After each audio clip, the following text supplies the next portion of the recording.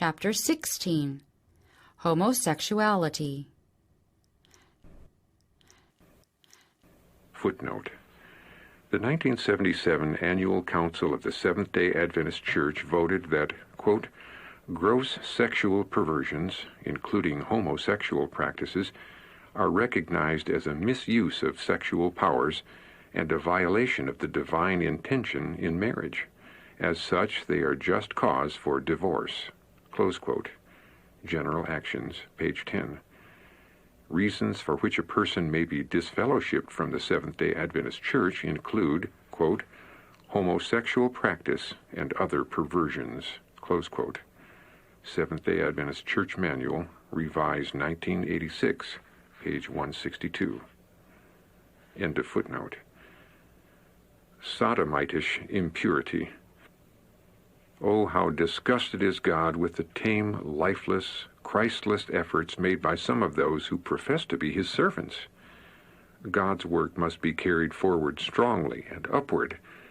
This cannot be done unless the sensuality that corrupts the whole man is separated from the religious experience. This work must be done. Church members need to fast and pray, striving earnestly to overcome by the blood of the Lamb and the word of their testimony. Not one particle of sodomitish impurity will escape the wrath of God at the execution of the judgment. Those who do not repent of and forsake all uncleanness will fall with the wicked.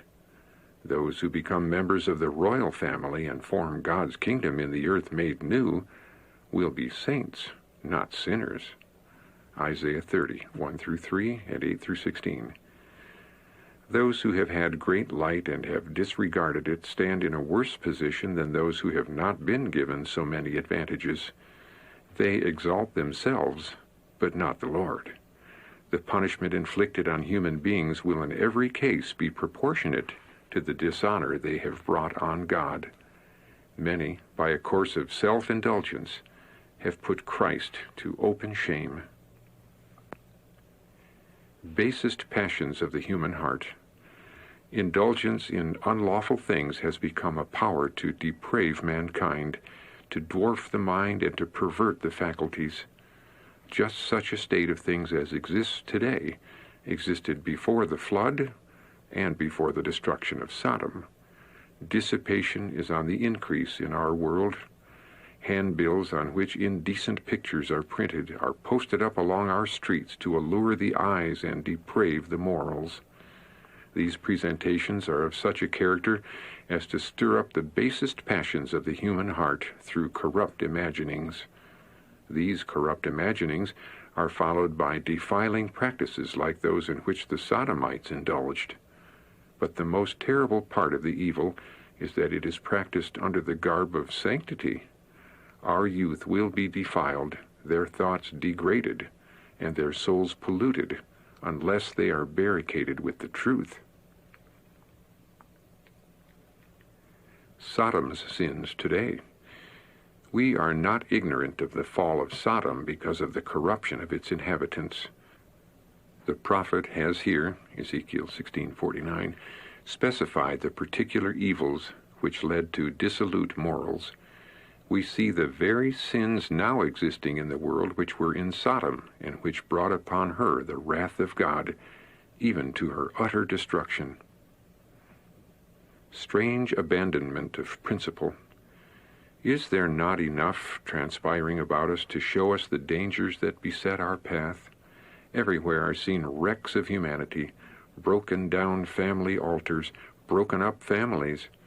There's a strange abandonment of principle. The standard of morality is lowered, and the earth is fast becoming a Sodom.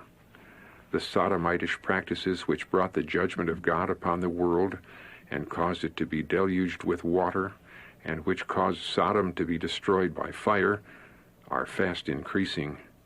We are nearing the end. God has borne long with the perversity of mankind, but their punishment is no less certain. Let those who profess to be the light of the world depart from all iniquity. Impurity is today widespread, even among the professed followers of Christ. Passion is unrestrained. The animal propensities are gaining strength by indulgence, while the moral powers are constantly becoming weaker. The sins that destroyed the antediluvians and the cities of the plain exist today, not merely in heathen lands, not only among popular professors of Christianity, but with some who profess to be looking for the coming of the Son of Man. If God should present these sins before you as they appear in His sight, you would be filled with shame and terror.